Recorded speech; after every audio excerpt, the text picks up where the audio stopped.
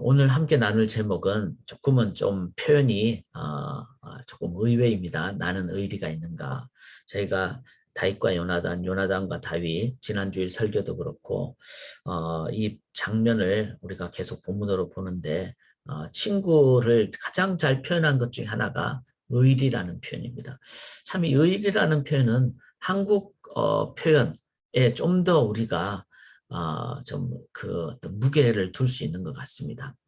의자가 오르면서도 바른 이치로 나아가는 그런 의리, 또 이제 친구 관계 할 때는 정말 의리를 지키는 이런 것은 뉘앙스가 더 깊은 의미가 있다고 생각을 합니다.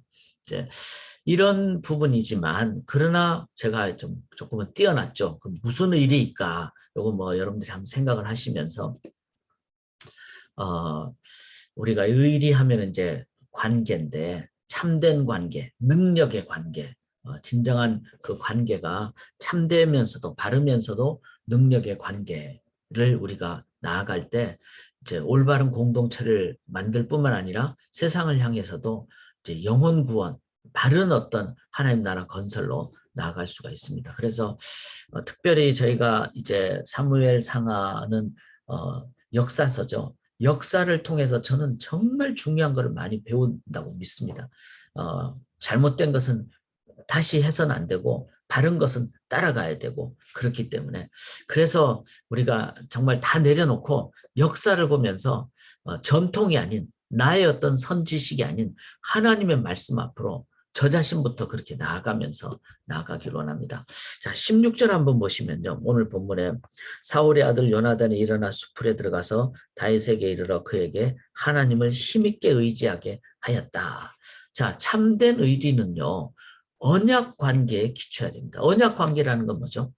하나님이 우리와 맺으시는 관계죠. 여기도 요나단이 다윗을 향해서 뭐라 그랬습니까? 그에게 하나님을 힘있게 의지하게 하였다. 다윗과 요나단이 그냥 인간끼리 좋은 어떤 친구 관계를 넘었습니다.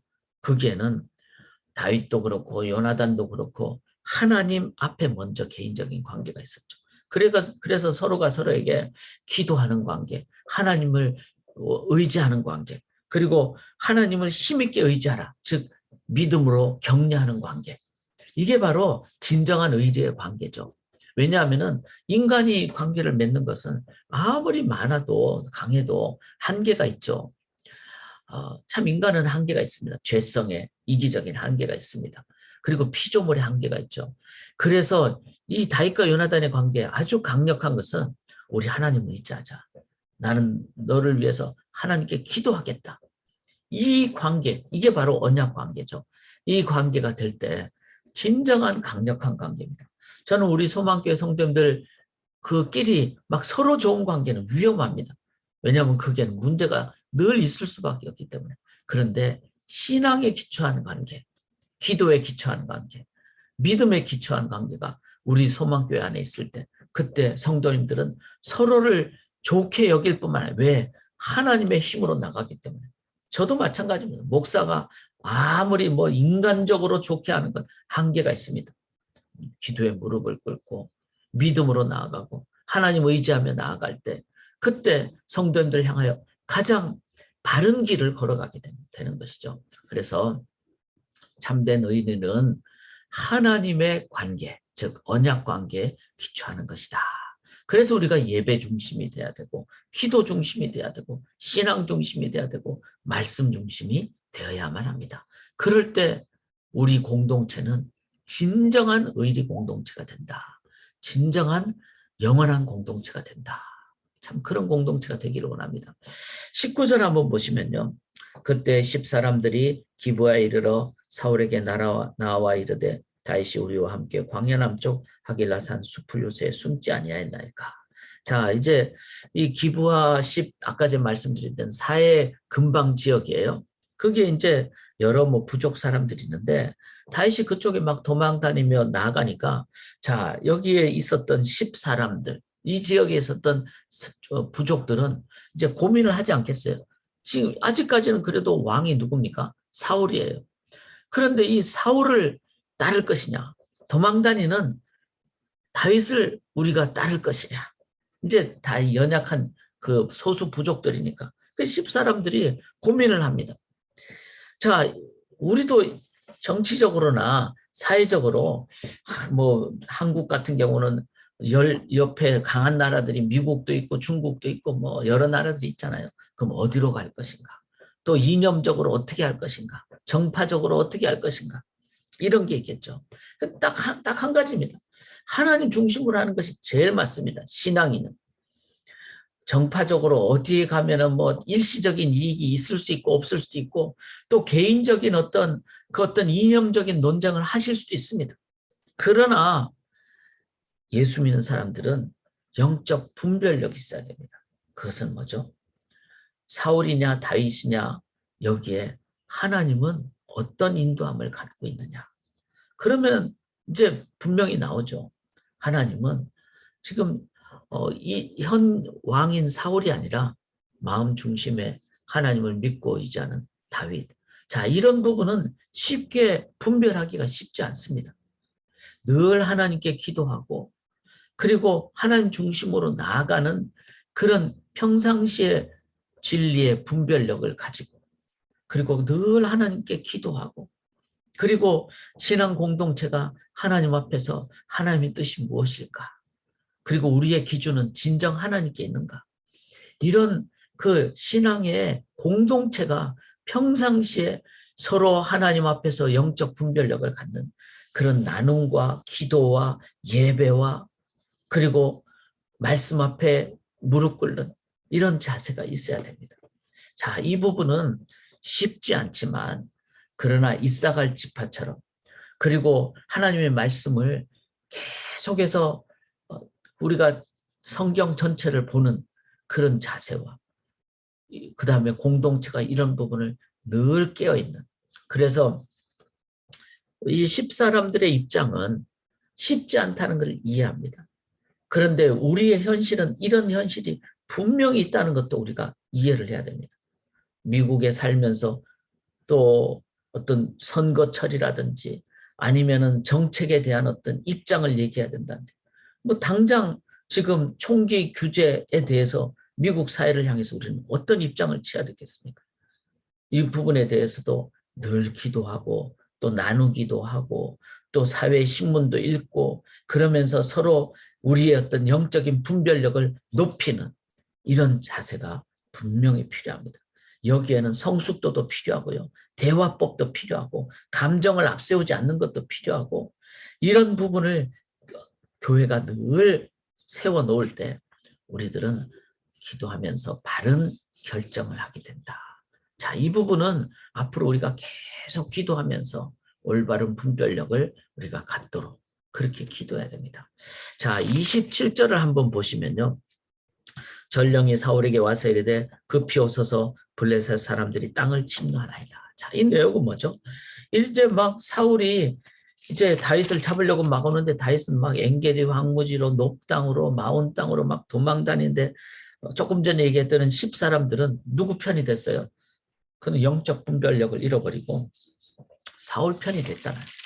사울 편이 돼서 막 이제 밀고 하고 그래서 다윗이 막 진짜 이제 위기절명에 죽게 되는 상황이 딱 됐는데 그런데 갑자기 전령이 와서 블레셋 사람들이 지금 침공해 온다. 저 왼쪽 그 지중해 쪽에 있었던 블레셋 사람들이 침공을 해오니까 당시의 왕이었던 사울은 어떻게 해야 됩니까? 어쩔 수 없이 이제 블레셋 사람들을 막으러 갈 수밖에 없었죠.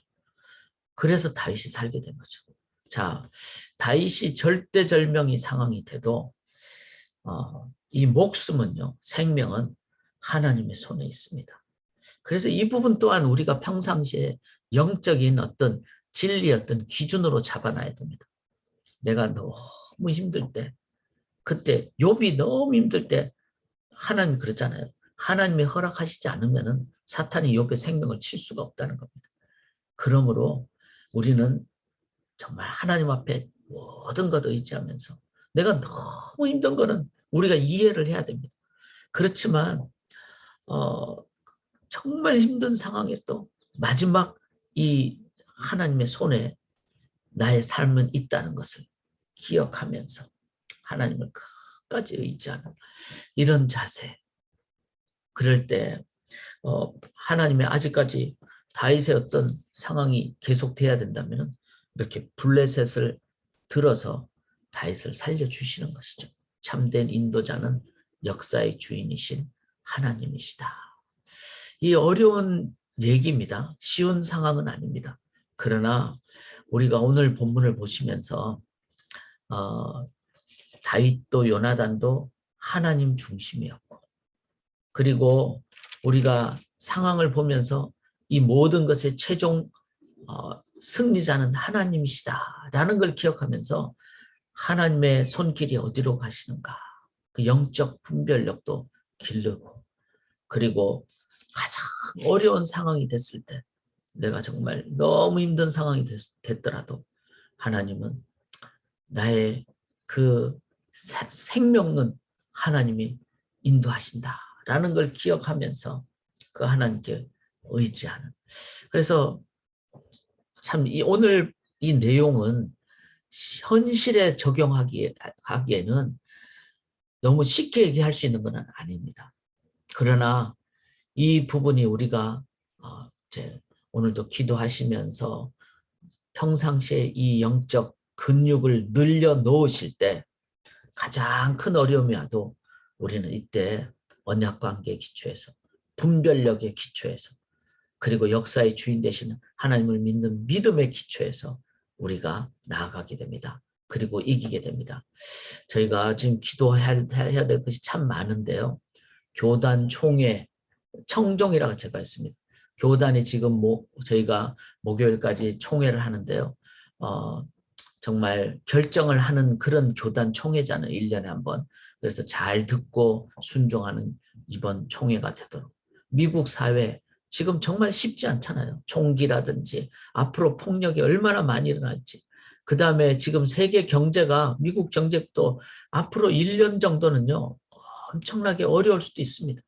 이런 부분에 우리가 이 평상시에 이 능력을 길러 놓지 않으면은 이때 많이 어려울 수 있습니다. 오히려 힘들 때 더 격려하고 이기고 나아갈 수 있도록. 그리고 우리 성도님들 가운데 정말 몸이 약한 분들도 지금 많이 계시는데 우리가 위해서 간절히 기도할 수 있기를 원합니다.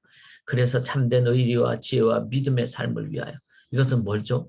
진정 이 하나님을 향한 그 자세, 또 우리의 어떤 동역자 지체를 향한 자세. 그래서 저는 영적 의리라고 믿습니다. 영적, 하나님 앞에서의 가는 영적인 자세가 우리가 있을 때 이제는 배반 안 하고 떠나지 않고 정말로 격려하며 가볍게 하지 않고 진정 우정을 나누는, 그게 바로 영적 우정이라는 거죠. 영적 친구라는 거죠. 그런 교회가 되고, 교회가 될 때, 공동체가 될 때 저희는 이 땅에서 하나님 나라 정말로 바르게, 오히려 어려울 때 능력으로 나아가게 될 줄 믿습니다. 제가 기도하고 우리 개인 기도 드리겠습니다. 하나님, 어려운 상황이 될 때 오히려 진정한 영적 능력은 빛을 발하게 되고, 그리고 하나님의 참된 신뢰의 공동체는 오히려 더 격려로 나아가게 될 줄 믿습니다.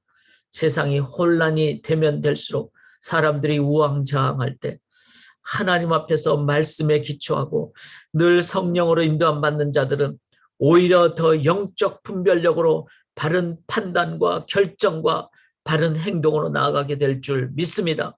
하나님 아버지, 어려울 때 더 하나님의 나라가 강력하게 이끌어가는 이 시대를 미리 준비하는 주의 백성들 되게 도와 주시옵소서.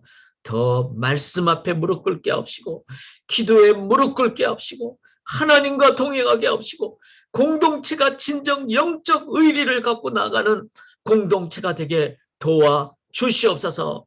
믿사오며 살아계신 예수 그리스도의 이름으로 간절히 기도드리옵나이다. 아멘.